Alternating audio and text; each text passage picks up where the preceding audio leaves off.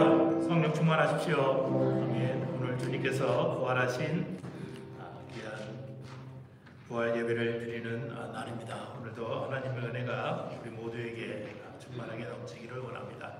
우리 같이 주기도문송 하시면서 하나님께 예배하겠습니다.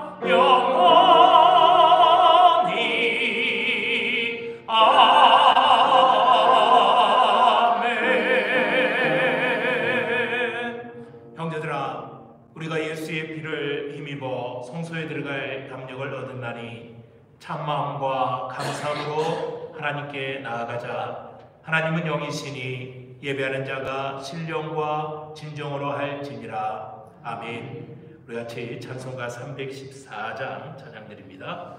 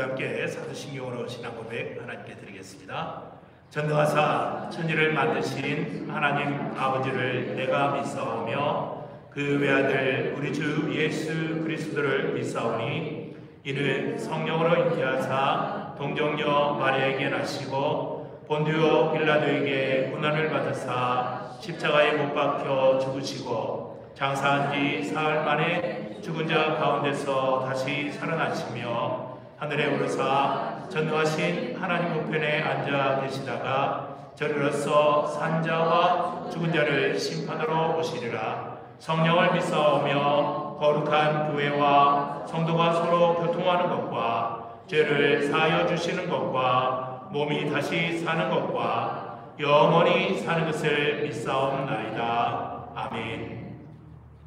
우리 같이 찬송가 162장 찬양드리겠습니다.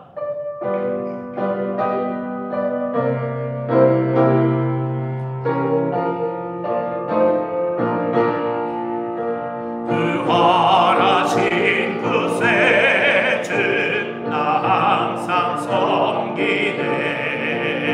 온 세상 조롱에도 주 정령 사셨네.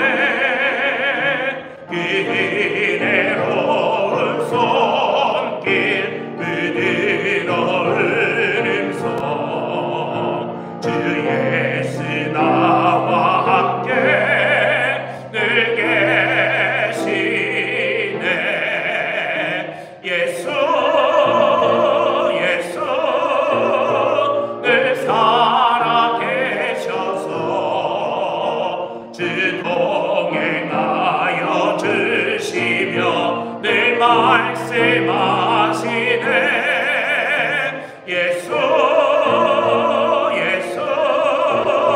내 그새 주 예수 내 맘에 살아계시네. 늘 살아계시네. 온 세상 살펴보니 주 사랑 알겠네. 내 맘이 아플 때도 주 사랑 알겠네. 이 세상 풍파의 길 힘주시는 주님 주 다시 영광 중에 곧 오시리. 예수 늘 살아계셔서 주 동행하여 주시며 늘 말씀하시네. 예수 내 그새 주 예수 내 맘에 살아계시네. 늘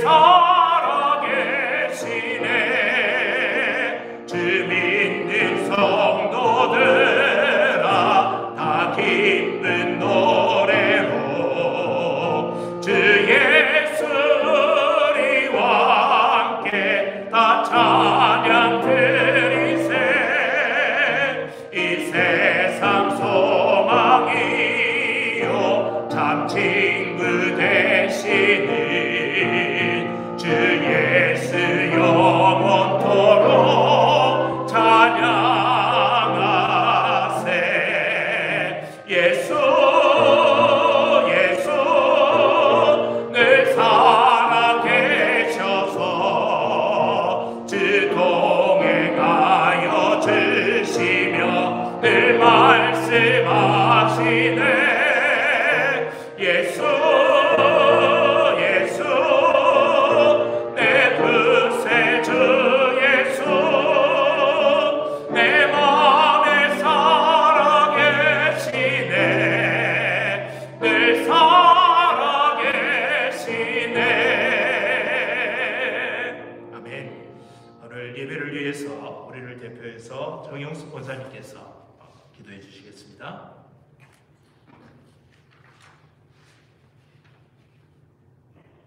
그가 찔림은 우리의 허물 때문이요 그가 상함은 우리의 죄악 때문이라.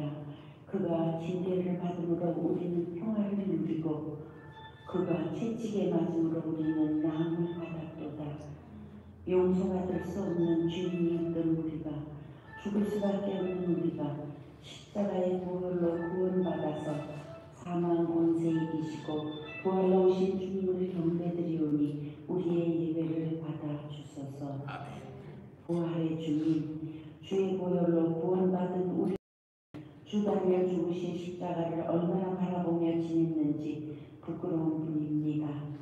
나 같은 주인 살리신 주 은혜에 감사하며 아플 때나 건강할 때나 낙심할 때나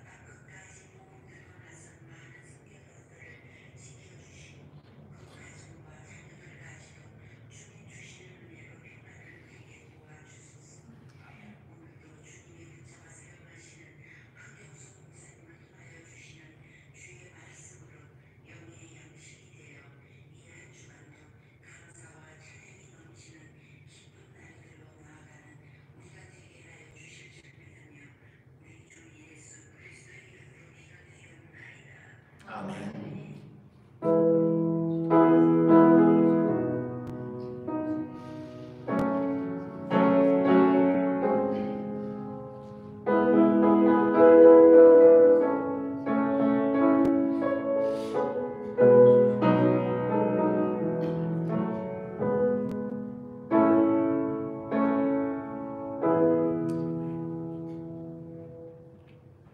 오늘 주시는 말씀은 누가복음 24장 13절부터 35절까지 말씀입니다. 최진 집사님 앞에 나오셔서 봉독해 주시겠습니다.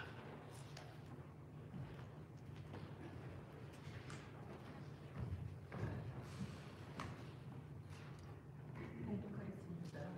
그날에 그들 중 둘이 예루살렘에서 25里되는 엠마오라 하는 마을로 가면서 이 모든 된 일을 서로 이야기하더라. 그들이 서로 이야기하며 문의할 때에 예수께서 가까이 이르러 그들과 동행하시나 그들의 눈이 가려져서 그인 줄 알아보지 못하거늘 예수께서 이르시되 너희가 길 가면서 서로 주고받고 하는 이야기가 무엇이냐 하시니 두 사람이 슬픈 빛을 띠고 머물러 서더라. 그 한 사람인 글로바라 하는 자가 대답하여 이르되 당신이 예루살렘에 체류하면서도 요즘 거기서 된 일을 혼자만 알지 못하느냐. 이르시되 무슨 일이냐. 이르되 나사렛 예수의 일이니 그는 하나님과 모든 백성 앞에서 말과 일에 능하신 선지자이거늘 우리 대사장들과 관리들이 사형 판결에 넘겨주어 십자가에 못 박았느니라. 우리는 이 사람이 이스라엘을 속량할 자라고 바라노라. 이뿐 아니라 이 일이 일어난 지가 사흘째요. 또한 우리 중에 어떤 여자들이 우리로 놀라게 하였으니 이는 그들이 새벽에 무덤에 갔다가 그의 시체는 보지 못하고 와서 그가 살아나셨다 하는 천사들의 나타남을 보았다 함이라.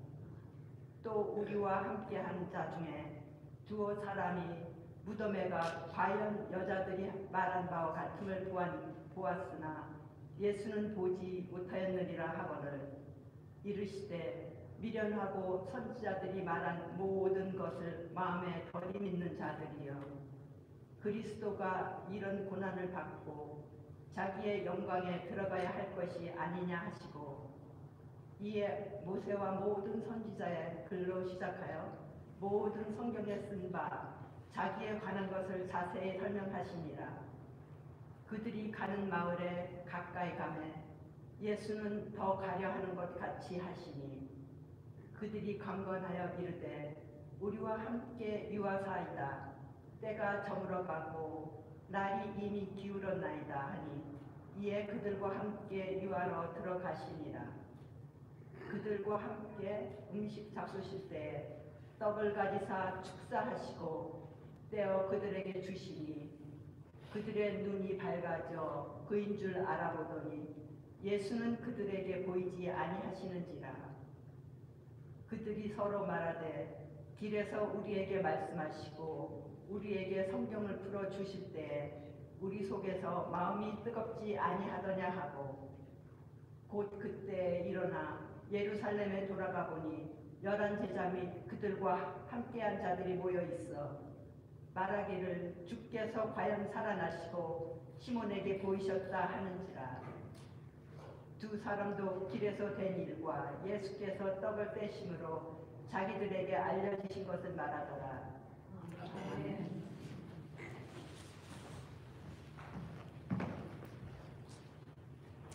네, 감사합니다.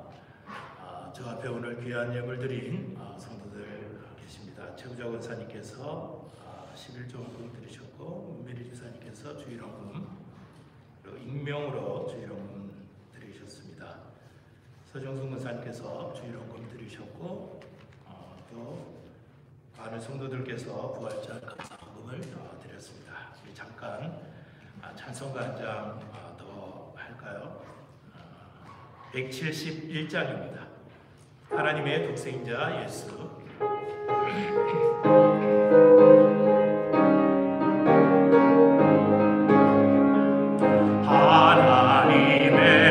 하나님의 독생자 예수 날 위하여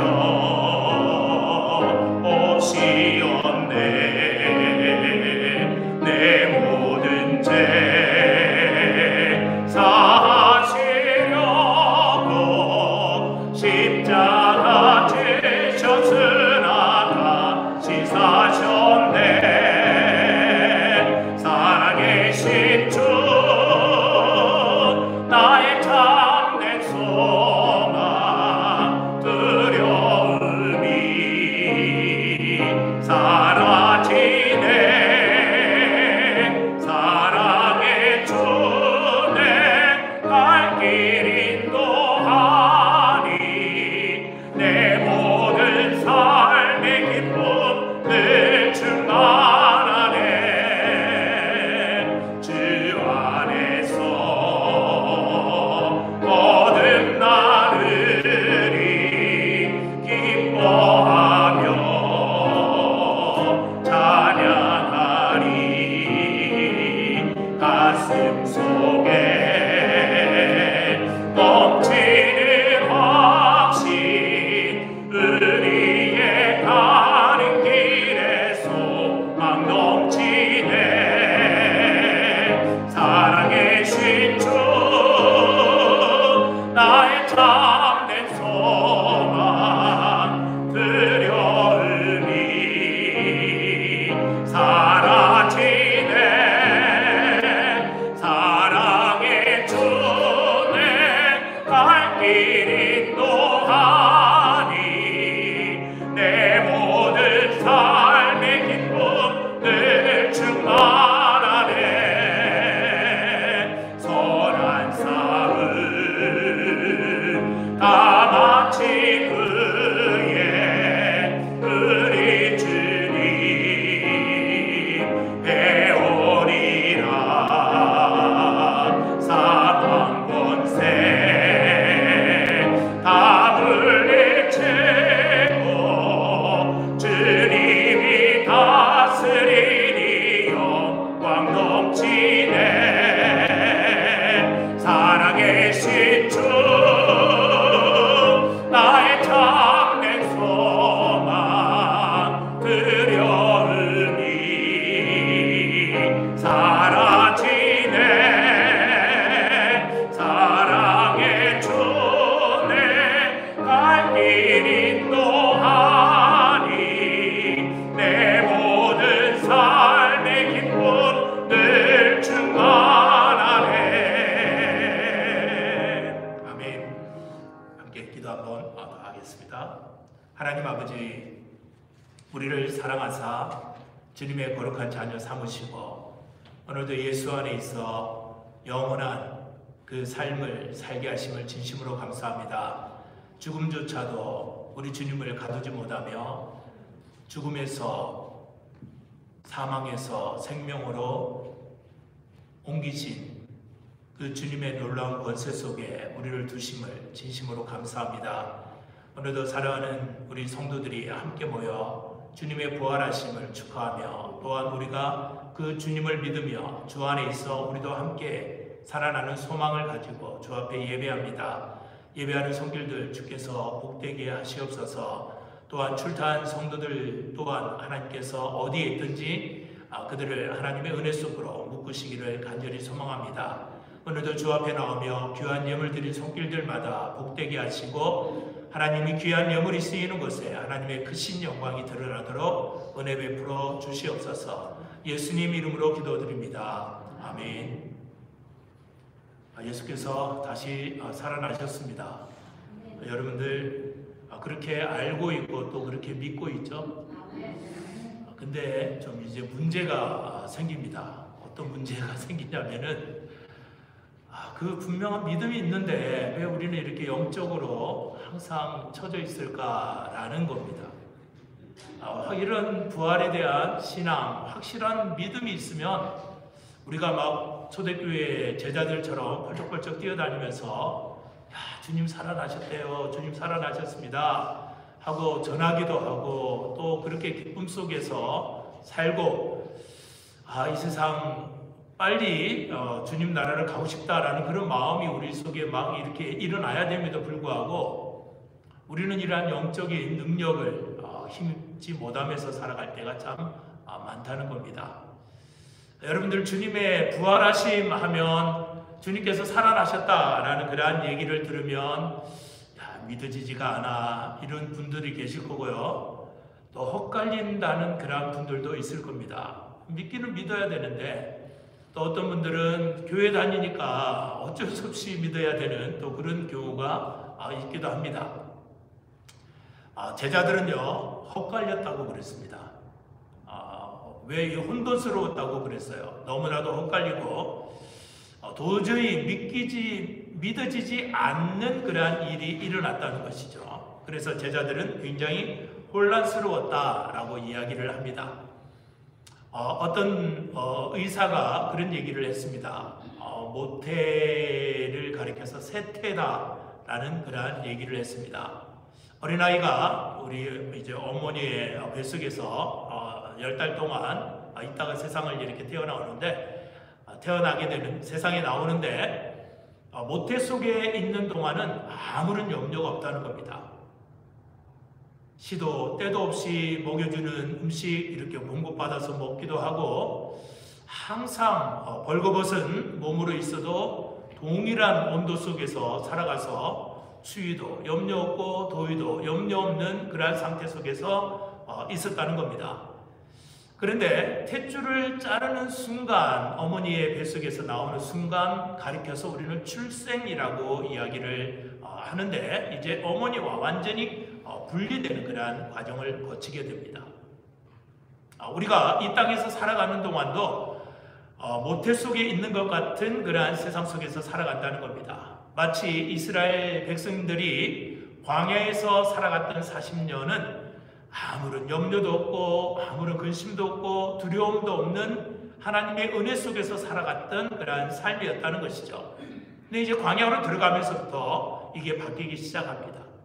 우리가 이 세상에서 살아가는 것 또한 그렇다는 겁니다. 어머니의 뱃속에서 살아가는 것과 같이 하나님께서 때를 따라서 철을 따라 내려주시는 그 은혜 속에서 우리를 살기를 원하는 것이고 그렇게 또 인도하신다는 겁니다. 근데 우리는 이 세상을 떠나기가 싫은 겁니다. 더 살고 싶고 더 건강하고 싶고 조금 더 살기 위해서 또 좋은 것도 먹기도 하고 우리의 수명을 연장시키기 위해서 굉장히 노력을 하더라는 겁니다. 그런데 그리스도 안에 있는 사람들의 죽음은 마치 모태에서부터 탯줄이 잘리고 세상으로 나오는 것처럼 그리스도 예수 안에 있는 성도들의 죽음은 새로운 하나님의 나라에 들어가는 그 시발점, 출발점이라는 겁니다. 새로운 출생을 알리는 것이라는 것이죠. 그래서 우리 모든 성도들이 부활을 믿는다면 예수 안에서 우리의 죽음을 다시 해석하고 예수 안에서 영광스러운 생을 다시 한번 해석을 해야 됩니다.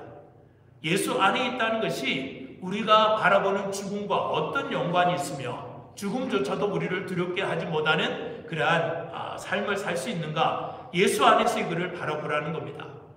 우리가 육신 속에서 살아가면서 이 죽음을 바라보지 말고 예수 안에 있는 나, 예수님과 함께 죽었고 예수님과 함께 살아난 나, 이 시각으로 우리의 죽음을 바라보면 모든 것들이 이해가 가능하다는 것이죠. 마찬가지로 영원한 삶을 주시는 그 하나님의 나라도 예수 안에서 이것을 바라보라는 겁니다. 우리를 하나님께서 너 천국에 들어갈 자격 있니? 라고 물으면 하나님 자신이 없습니다 라고 대부분 다 그렇게 이야기를 할 겁니다. 이게 맞는 말입니다. 우리는 자신이 없습니다. 그러나 예수 안에 있기 때문에 예수님의 그 공로 가지고 가는 것이지요 라면 답변이 되는 겁니다. 이렇게 하나님 나라에 들어가는 것도 세상에서 살아가는 하나님의 자녀 같지 않는 그러한 삶을 사는 우리로서는 그 하나님의 영광스러운 영생이 부담스럽다는 것이죠. 그러나 예수 안에 있는 내가 그 하나님의 영원한 영광을 바라보고 영생을 바라보면 나는 부족하지만 예수 그리스도의 공로를 힘입어서 우리가 가는 것이기 때문에 영광스러운 그 길을 걸을 수 있다는 것이고 그 나라를 갈 수 있다는 겁니다. 초대교회 성도들도 이렇게 시각이 달라졌습니다. 그들은 예수 안에 있는 그 시각으로 세상을 바라본 겁니다. 그러다 보니까 원수까지도 사랑할 수 있었던 겁니다. 빌라도도 용서할 수 있었고 예수님을 십자가에 못 박은 제사장들도 용서할 수 있었고 백성들도 용서할 수 있는 눈이 뜨이게 되었다는 것입니다. 여러분들이 부활의 신앙을 가지고 예수 안에 있는 나를 바라보면 우리 주변에 미워할 사람 한 사람도 없습니다. 여러분들이 원망할 사람도 한 사람도 없습니다. 예수 안에 있는 나를 미처 발견하지 못했기 때문에 그 시각을 가지고 세상을 바라보고 상대방을 바라보고 사람을 바라보기 때문에 우리들이 작은 실수가 일어나는 것이죠. 그래서 초대교회 성도들은 예수님 안에서 다시 한번 사망을 이해하게 되고 예수님 안에서 세상을 이해하게 되다 보니까 그들의 이제 혼란스러웠던 것들이 잠재워지고 용서하지 못할 죄인까지도 다 용서하게 되는 그러한 일들이 일어났다는 것입니다. 근데 이제 문제는 무엇이냐면, 그러면 이 부활신앙 하나만 가지고 있으면 세상을 넉넉하게 이길 수 있는 힘이 생기느냐라고 우리들이 물을 수가 있는데, 초대교회의 제자들은 부활신앙만 가지고 예수님의 부활을 목격한 것만 가지고서는 부족했다는 것입니다. 그들에게 친히 예수님께서 부활의 몸으로 나타나셨습니다. 그들과 함께 하셨습니다. 막달라 마리아에게 나타나셨고 여인들에게 나타나셨고 또 제자들에게도 나타나셨습니다. 그럼에도 불구하고 그들은 우리가 알고 있던 초대교회의 사도들의 모습이 없었고 초대교회에 그 과감하게 순교할 수 있었던 그러한 믿음이 없었다는 것입니다. 그러면 우리는 이제 생각할 때에 주님, 꿈에서라도 한 번만 모습을 보여주신다면 내가 잘 믿겠습니다 라는 그러한 간절한 기대와 소망을 가지고 있는데, 주님께서 나타나셔서 우리에게 보여주신들 우리가 그 주님만 바라보고서는 다가 아니라는 것이죠. 제자들도 마찬가지였습니다. 요한복음 20장에 보면 도마 이야기가 나오는데 많은 제자들이 있을 때 예수님의 부활의 몸으로 그들에게 보이셨습니다. 근데 도마가 그 자리에 없었어요. 도마에게 아무리 예수님께서 부활하셨다라고 설명을 했지만 도마는 믿지 못하겠다라고 이야기를 합니다. 그리고 내가 그 손에 손자국을 만져보지 않고는 그 옆구리에 뚫려있는 그 창자국을 내가 보거나 만지지 않고는 내가 믿지 못하겠다라고 이야기를 했습니다. 그때 이제 예수님께서 도마에게 나타나셔서 친히 그 모습을 보여주시고 친히 믿음이 없는 자가 되지 말고 믿는 자가 되라 라고 이야기를 하시면서 너는 보는 거로 믿느냐, 보지 않고 믿는 자들이 더 복되다 라는 그런 말씀을 하셨습니다. 그런데 그걸로 다가 아니라는 겁니다. 그랬음에도 불구하고 제자들은 무너졌습니다. 그랬음에도 불구하고 베드로는 갈릴리로 고기잡이하러 다시 떠났습니다. 주님의 부활하신 몸을 목격했음에도 불구하고 그렇다는 겁니다. 다른 제자들도 덩달아 베드로가 나는 갈릴리로 고기 잡으러 가겠다 라니까 나도 가겠다고 서로 베드로를 따라갔습니다. 그러면 우리 성도들에게 한번 이제 물어보면, 우리 성도들도 처음에 예수를 믿었을 때의 그 감격과 그 감동과 그 열정들, 이런 것들이 계속적으로 지속되고 있느냐 하는 겁니다. 어떤 계기로 여러분들이 예수님을 믿었고 예수님께서 어떤 계기로 여러분들을 찾아가셨는지는 모르겠지만, 우리가 예수님을 믿었을 때에 예수님을 만났던 그 감격과 감동들, 그 열정들이 우리들에게는 다 있었습니다. 그런데 지금 그 감동이나 그 열정들이 다 어디 갔냐 하는 것이죠. 예수님의 부활을 믿지 못했기 때문에 사라진 것은 아닙니다. 예수님의 부활을 믿으면서도 우리들은 그 열정들이 다 사라졌다는 것이죠. 그러면 우리가 여기서 한 가지 생각을 해야 될 것은 무엇이냐면, 오늘 본문 가운데 이 문제에 대해서 시원하게 답변을 주는 그 장면이 있는데, 예수님을 따랐던 그러한 제자들은 과연 예수님의 무엇을 보고 예수님을 따랐느냐라는 것입니다. 마찬가지로 동일한 질문을 우리들에게 한다면 우리는 무엇을 보고 예수님을 믿느냐라는 것입니다. 정말 예수님께서 살아계신 하나님의 아들이십니다, 나를 구원할 구세주십니다, 당신만이 나의 주님이십니다 라는 그러한 고백을 가지고서 우리들이 예수를 믿느냐, 아니면 예수를 믿는다니까 잘된 데서 내가 믿는 것뿐이다 라는 그러한 마음에 여전히 우리의 마음을 사로잡느냐라는 것입니다. 예수님을 믿었더니 자녀도 잘 되고 사업도 잘 되고 또 건강도 주시고 또 우리에게 물질도 축복도 허락하시고, 이런 외부적인 것을 가지고서 예수님을 내가 믿느냐, 아니면 정말 그분은 하나님의 아들이고 나의 구세주라라는 그러한 믿음을 가지고 예수를 믿느냐라는 것이죠. 그래서 여기 오늘 본문을 보시면 이 엠마오로 내려가는 두 제자, 이 두 사람은 온통 그 생각 속에 예수로 사로잡혀 있었던 그러한 사람들입니다.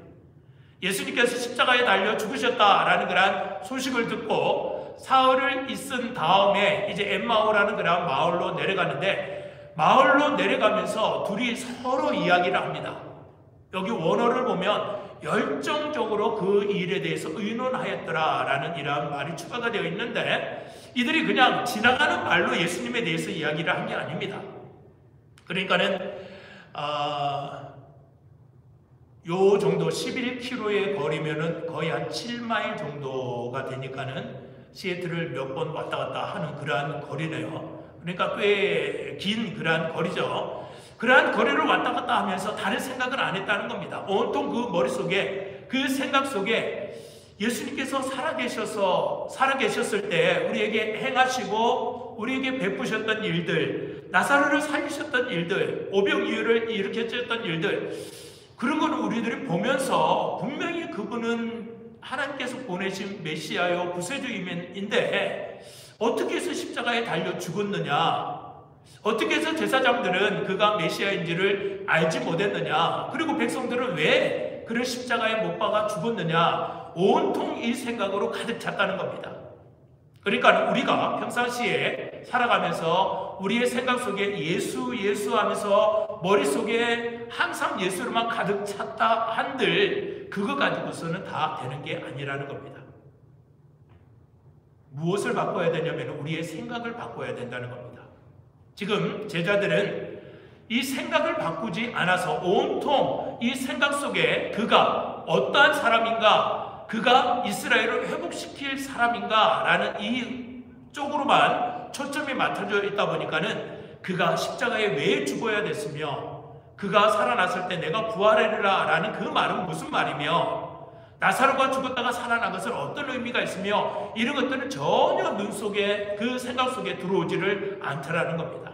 제자들도 마찬가지였다는 것이죠. 그래서 24장 16절에 보시면 제자들이 이 모든 된 일들에 대해서 이야기를 하고 있는데 그들의 눈이 가려워져서 그인 줄 알아보지 못하거늘 이라고 얘기를 했는데, 여기서 가려워졌다, 그들의 눈이 가려워졌다 라는 것은 어떤 의미가 있냐면요, 계속해서 붙들고 있다라는 그런 의미가 있습니다.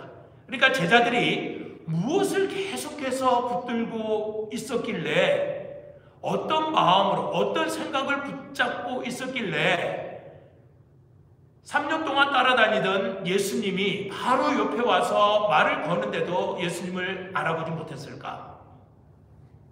우리들도 마찬가지로 도대체 내가 부활의 믿음이 있고 신앙이 있는데 무엇을 우리는 붙잡고 있길래 우리의 영적인 능력이 사라졌을까? 영적인 권세가 우리들에게는 없는 것일까? 왜 신앙의 힘이 이렇게 약할까? 이런 것들을 우리들은 한번 생각을 해볼 수 있다는 겁니다. 문제는 무엇이냐면요, 고정관념을 깨뜨리지 않았기 때문에 그렇습니다. 이 고정관념이 그들을 사로잡았기 때문에 아무리 예수님께서 그들 가운데 임하시고 그들과 말을 걸어왔다 하더라도 그들은 주님을 알아보지 못했다는 것입니다. 우리들도 마찬가지입니다. 고정관념이 사로잡혀 있으면 예수는 우리에게 축복을 주시고, 예수는 우리에게 건강을 주시고, 예수는 우리들에게 경제적으로 풍족하게 해주시고, 그 예수를 믿으면 우리는 영광스러운 하나님에 들어가고, 이런 외부적인 고정관념에 사로잡혀 있으면 예수님은 우리 속에서 역사하지 못합니다. 그리고 우리는 영적인 능력을 갖지를 못합니다. 이 고정관념에서 빨리 벗어나야 됩니다. 그래서 여기 18절을 보시면 지금 주님께서 이 두 제자들과 이야기를 하는 그러한 내용인데, 그 한 사람인 블로바라 하는 자가 대답하여 이르되 당신이 예루살렘에 체류하면서도 요즘 거기에 된 일을 혼자만 알지 못하느냐? 왜 당신만 모르느냐? 여기도 마찬가지로 예수라는 생각으로 가득 차 있는 그런 상태죠. 우리가 예루살렘에 있다가 지금 엠마오로 내려가는 줄인데 당신이 거기에 있었다면 왜 거기서 된 일을 알지 못하느냐? 예루살렘에 있는 모든 사람들이 다 예수를 이야기하고 있는데 왜 당신만 그거를 모르느냐라는 그러한 얘기입니다. 그때 이제 주님께서 이야기를 하시죠. 도대체 거기서 무슨 일이 일어났었느냐? 라고 얘기를 할 때 이분들이 대답합니다. 19절을 보시면 이르시되 무슨 일이냐? 이르되 나사렛 예수의 일이니 그는 하나님과 모든 백성 앞에서 말과 일에 능한 선지자이거늘. 자, 예수님을 어떻게 믿었습니까? 그는 말과 일에 능하신 선지자였다. 하나님께서 그를 보내셨다. 하나님의 능력을 가지고 이 땅에 오셨다라는 것을 이분들은 분명히 믿고 있었던 그러한 사람들입니다. 하나님께서 우리를 구원하시려고 보내신 선지자였다라는 것도 믿고 있었다는 것이죠. 그런데 이분들이 지금 어떤 생각을 사로잡혀 있었냐면은 예수 그리스도를 알기는 아는데, 하나님께서 보내신 선지자는 임을 알기는 아는데 예수님께서 부활하실 거다라는 그러한 얘기를 듣기는 들었는데 그들의 생각 속에서 지식으로만 예수님을 가지고 있다 보니까 실질적으로 그들의 삶에서는 크나큰 영향력을 미치지 못한 예수를 믿고 있었다는 것이죠. 마찬가지로 우리들도 예수님에 대해서 얼마든지 다 알고 있습니다. 그가 하나님의 아들인 것도 알고 있고요. 우리를 대신해서 십자가에 달려 죽으셨다는 것도 알고 있습니다. 예수 그가 곧 하나님이심도 우리들은 알고 있습니다. 그럼에도 불구하고 우리들이 그 알음이 머리로만 지식으로만 알 때는 우리의 삶에 전혀 능력이 나타나지 않는다는 겁니다. 이 제자들도 마찬가지였습니다. 성경은 분명히 제자들의 상태를 이야기를 하고 있는데 그들은 부활에 대해서 듣기만 들었지 이해할 수 있는 수준도 안 됐고 능력이 도대체 되지는 않았던 겁니다. 그래서 부활하신 주님께서 그들 가운데 나타나셔도 이것을 상상 속에서 그냥 그것만 붙들고 있다 보니까 도저히 이해를 하지 못하니까 나타나셔도 알아보지를 못했다는 것이죠. 그래서 21절을 보시면 그러면 제자들이 믿은 것이 무엇이냐? 제자들이 부족했던 것이 무엇이고 또 예수님께 어떤 기대를 가지고 있었느냐? 제자들이 눈이 멀었던 이유는 무엇인가? 라는 게 21절에 소상하게 등장을 합니다. 21절을 보시면 우리는 이 사람이 이스라엘을 속량할 자라고 바랐노라. 이뿐 아니라 이 일이 일어난 지가 사흘째요. 자, 여기서 우리들이 발견해야 되는 것은 무엇이냐면요, 우리들의 믿음이 식어지는 이유도 여기서 발견을 해야 됩니다. 제자들이 예수님을 믿었던 이유는 무엇이냐면은 이스라엘을 속량할 자로 믿었던 겁니다. 그러니까는 예수님이 하나님의 아들이고 선지자인 것을 믿기는 믿었는데 어떤 메시아로 믿었냐면은 예수님을 알되 육신적으로만 알았다는 것이죠. 육신적으로만 아는 그 예수님이 정치적으로 이스라엘을 속량할 자, 구속할 자로만 알았다는 겁니다.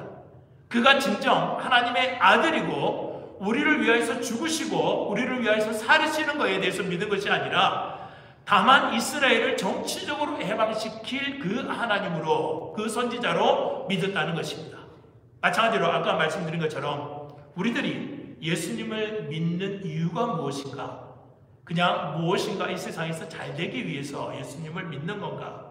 아니면 죽어서 내가 그래도 천국은 가야 되는데 죽어서 천국 가기 위해서 믿는 것인가? 그렇다면 이 제자들이 이스라엘을 속량하기 위해서 오셨다라는 것을 믿는 것과 동일한 믿음을 우리들은 가질 수밖에 없다는 것입니다. 그렇기 때문에 우리가 예수님을 부활을 믿기는 믿지만 우리의 영적인 능력이 나타나지 않는 이유가 예수님을 올바르게 믿지 못했기 때문에 그렇다는 것을 여기서 설명을 하고 있는 것이죠. 우리가 영적인 가난함에서 벗어나기 위해서는 예수님께서 오늘도 나와 함께 살아계시는 그 살아계신 하나님으로 만나야만 영적인 가난함에서 우리는 벗어날 수가 있습니다. 만약에 예수님께서 주시는 그 외적인 것에 우리들이 관심이 있다라면 여전히 우리들은 영적인 눈이 닫힐 수밖에 없습니다. 여러 번 여러분들에게 말씀을 드렸지만 시편 23편을 보면 여호와는 나의 목자십니다. 그가 푸른 초장으로 인도하시든지 사망의 음침한 골짜기로 인도하시든지 상관이 없습니다. 왜? 하나님이 나의 목자시기 때문에 그렇다는 것이죠. 그런데 우리의 시각은 어디에 가 있냐면 푸른 초장에 쉴만한 물가에 우리의 시각이 가 있다는 겁니다. 하나님 빨리 이 사망의 음침한 골짜기를 벗어나게 해주십시오 라는 곳에 우리의 관심이 있다는 것이죠. 그러니까 실질적으로 여호와는 나의 목자이시니 라는 이 부분을 떼어놓고 나머지 외적을 우리들이 믿고 있기 때문에 영적인 가난함에서부터 벗어나지 못하더라는 것이죠. 여러분들이 롯을 아실 겁니다. 아브라함의 조카죠. 그가 소돔과 고모라 성에 거하게 되는데 롯이라는 이 사람이 만든 천국입니다. 소돔과 고모라 성은 멸망당하고 하나님의 심판을 당할 성임을 롯은 알지를 못했습니다. 성경을 자세히 보면 롯이 뭐라고 얘기를 하냐면은 여호와께서 만드신 동상 같다라는 그런 표현을 씁니다. 소돔과 고모라 성을 보고서 애굽과 같다라는 그런 말을 씁니다. 그러니까 애굽의 그 화려함을 본 것이죠. 애굽의 그 막강한 군사력을 본 겁니다. 아브라함과 롯이. 그래서 롯은 소돔과 고모라에 남겠다라고 이야기를 합니다. 그리고 아브라함은 다른 곳으로 떠나죠. 멸망당할 것인지를 모르는 겁니다. 마찬가지로 우리들의 시각이 이 땅에 꽂히게 되면은 우리는 이 땅이 여호와께서 만드신 동산처럼 아름답습니다. 이 땅이 푸른 초장이요 쉴만한 물가가 될 수밖에 없습니다. 곧 멸망당할 소돔과 고모라 성인 줄을 우리들은 알지 못하는 것이죠. 그래서 우리는 우리 나름대로의 천국을 만들어갑니다. 천국이라면 최소한 이 정도는 돼야지. 우리 스스로가 천국을 만들어가기 시작합니다. 하나님께서 만들어 놓으신, 우리 주님께서 만들어 놓으신 그 천국은 우리들이 거부할 때가 참 많이 있다는 겁니다. 그게 롯이 소돔과 고모라 성을 통해서 우리들이 어떠한 생각으로 예수를 믿어야 될 것인가를 가르쳐주고 있는 그러한 장면인데, 우리가 이러한 새로운 예수 그리스도 안에서 세상을 바라보는 시각이 바꾸어지게 하기 위해서는 어떤 작업이 필요냐면은 내가 예수와 함께 죽었다라는 믿음이 필요합니다. 그리고 내가 예수와 함께 살았다라는 믿음이 우리들에게 필요합니다. 로마서에서 그 부분에 대해서 설명을 하고 있는데 로마서 한번 보죠. 6장 3절에서 6절을 보시면 뭐라고 얘기를 하냐면은 예수 안에서의 새 사람과 예수 안에서의 새 생명을 얻는 그 장면에 대해서 설명하는데, 무릇 그리스도 예수와 합하여 세례를 받은 우리는 그의 죽으심과 합하여 세례를 받은 줄을 알지 못하느냐. 예수님과 합해졌다는 거죠. 4절을 보시면 그러므로 우리가 그의 죽으심과 합하여 세례를 받음으로 그와 함께 장사되었나니, 그와 함께 어떻게 되었어요? 예수 안에 있으므로 그와 함께 죽었나니, 장사되었다라는 표현이 좀 거룩해서 좀 어려운데 그와 함께 죽었나니 라고 이야기를 합니다. 그러면 여기서 이는 아버지의 영광으로 말미암아 그리스도를 죽은 자에서 살리심 같이 우리로 또한 새 생명 가운데서 행하게 하려 함이라. 우리를 살리신 이유가 뭐라고요? 새 생명 가운데서 행하게 하려고, 새로운 시각을 가지고 이 세상을 바라보게 하기 위해서, 새 생명 가운데서 천국을 바라보고, 새 생명 가운데서 우리의 이웃을 바라보고, 새 생명 가운데서 바로 나를 바라보게 하기 위해서 예수와 함께 다시 살리셨다라고 이야기를 합니다. 5절을 보시면 만일 우리가 그의 죽으심과 같은 모양으로 연합한 자가 되었으면 또한 그의 부활과 같은 모양으로 연합한 자도 되리라. 이 얘기는 만약에 예수 그리스도와 함께 죽었다면 예수님의 부활하심처럼 우리들도 동일하게 부활한다라는 그 얘기를 하고 있죠. 그 다음에 6절을 보시면 우리가 알거니와 우리의 옛사람이 예수와 함께 십자가에 못 박힌 것은 저희의 몸이 죽어 다시는 우리가 저희에게 종노릇 하지 아니하여야 함이라. 우리의 옛사람이 예수와 함께 십자가에 못 박혔다. 우리의 옛날의 성품들이나 옛날의 생각, 세상을 바라보는 그 생각, 이 모든 것들이 예수와 함께 다 죽었다라고 이야기를 합니다. 예수와 함께 살아난 우리들은 어떤 시각을 가지고 이 땅에서 살아가야 되냐면은 예수와 함께 새 생명을 가진 자로 우리의 살아가는 그러한 삶을 바라보고 예수와 함께 새 생명을 가진 시각으로 영원히 갈 하나님의 나라를 바라보라는 겁니다. 예수와 함께 새 생명을 가진 그 시각으로 우리의 죽음을 바라보라는 겁니다. 그 죽음은 죽음이 아니라는 것이죠. 그래서 예수님께서 니고데모와의 대화 가운데 그런 얘기를 합니다. 니고데모가 어느 날 밤중에 예수님을 찾아와서 거듭남에 대해서 이야기를 하고 있는데, 거듭난다 라는 그러한 얘기는 옛 모습을 그대로 가지고서 새로 바뀐다라는 모습이 아닙니다. 있는 것들은 완전히 다 허물어버리고 완전히 다 없애버리고 아무것도 없어요. 거기에 새로 등장하는 것. 그러니까는 리모델링을 하는 게 아니라 새로운 집을 짓는다는 것이죠. 예수 안에서. 이전의 나는 다 없어지고 생각까지도 우리의 성품까지도 다 없어지고 예수 안에서 새로운 나로 하나님께서 탄생하는 그 거듭남이 필요하다라고서 예수님은 니고데모에게 설명을 하신 겁니다. 이게 부활의 의미인데 우리들은 예수님께서 부활하셨다, 그를 믿는 자들도 우리들은 죽지 않고 부활한다 라고 간단하게 설명을 하지만 이전에 나도 함께 다 죽어야 됩니다. 죽음이 없이는 절대 부활이 없기 때문에 그런 것이죠.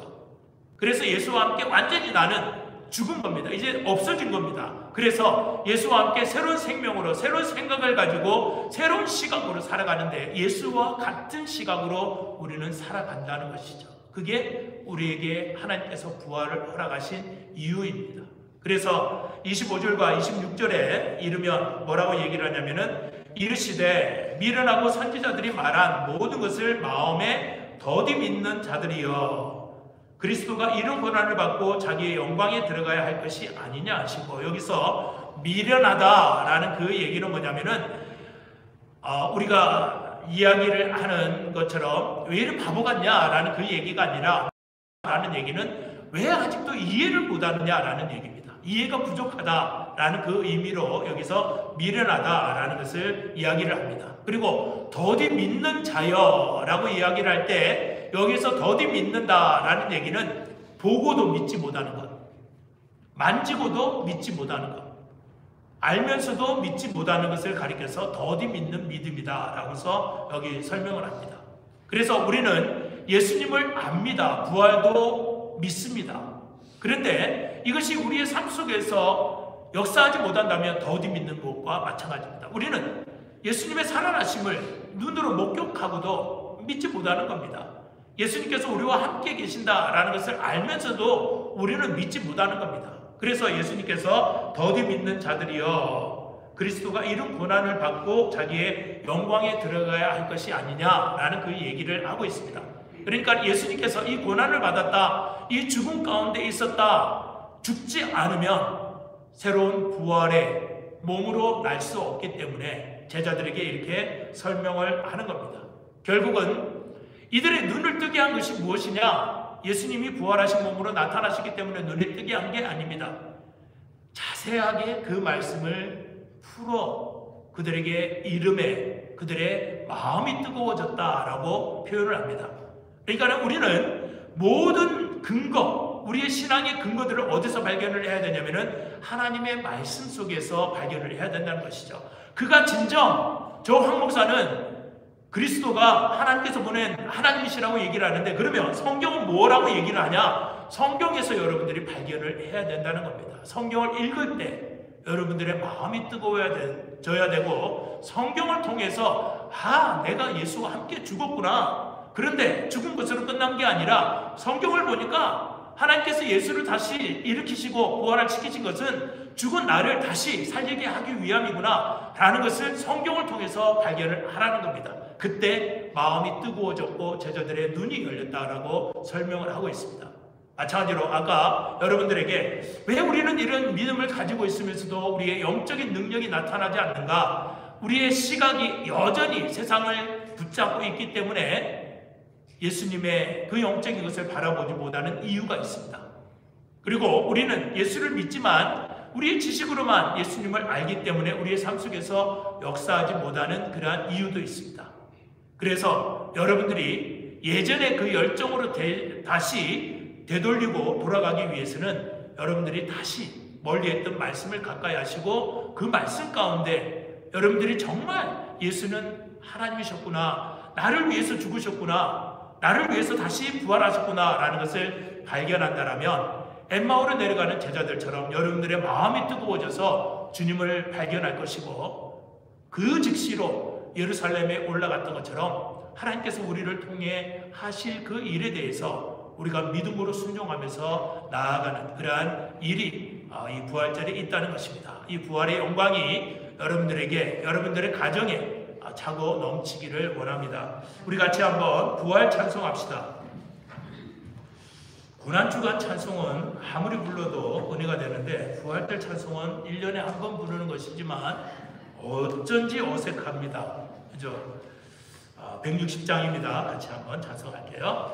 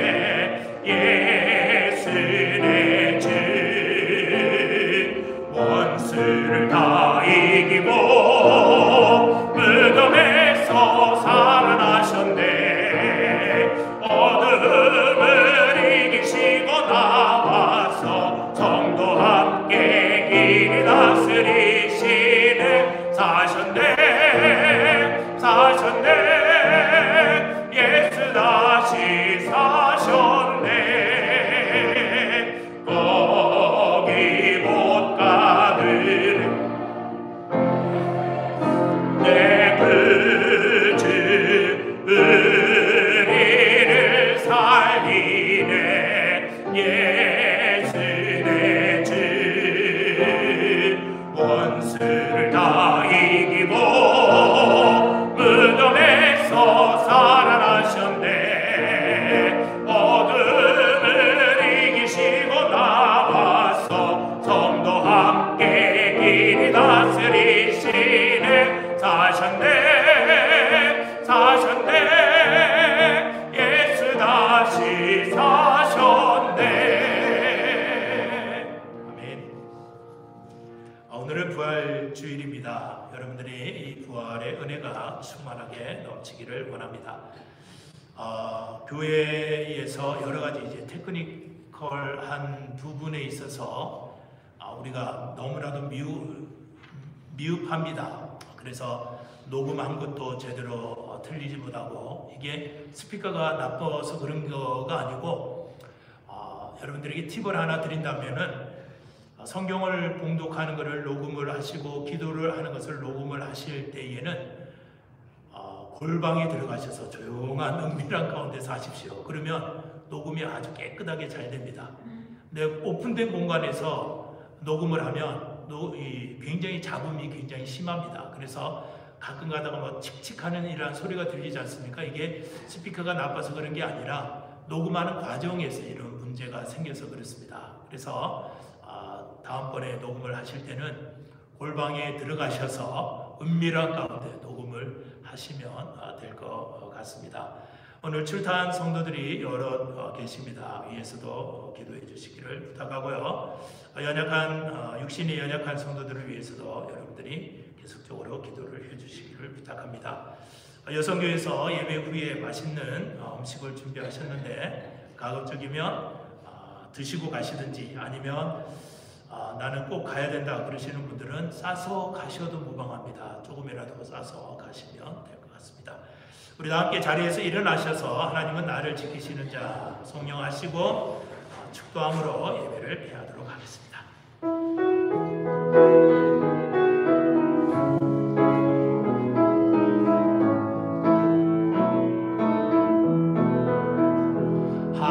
하나님은 나를 지키시는 자, 나의 우편에 비를 내시니 이제 해와 밤에 달도 나를 해치 못하리. 하나님은 나를 지키시는 자, 나의 환난을 명쾌하시니 그가 나를 지키시리라. 나의 주님을 지키시리라.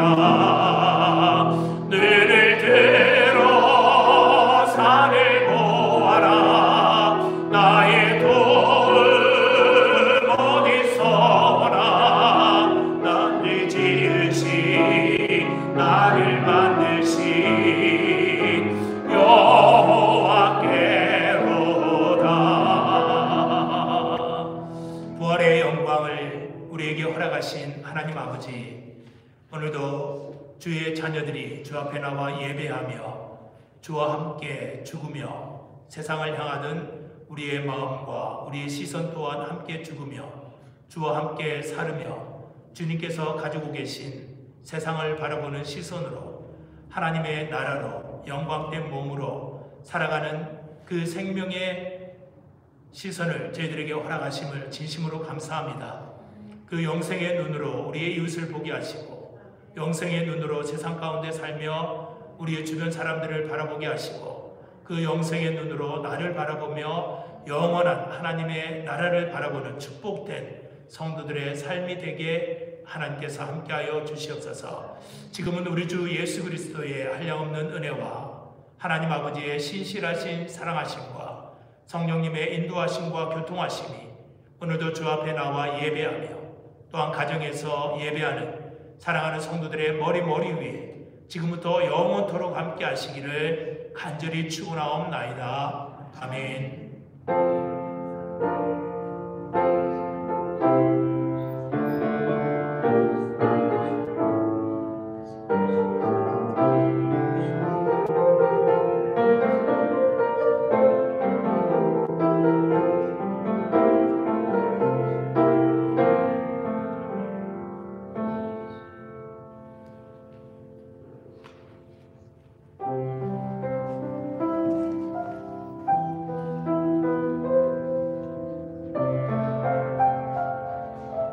주옵소서.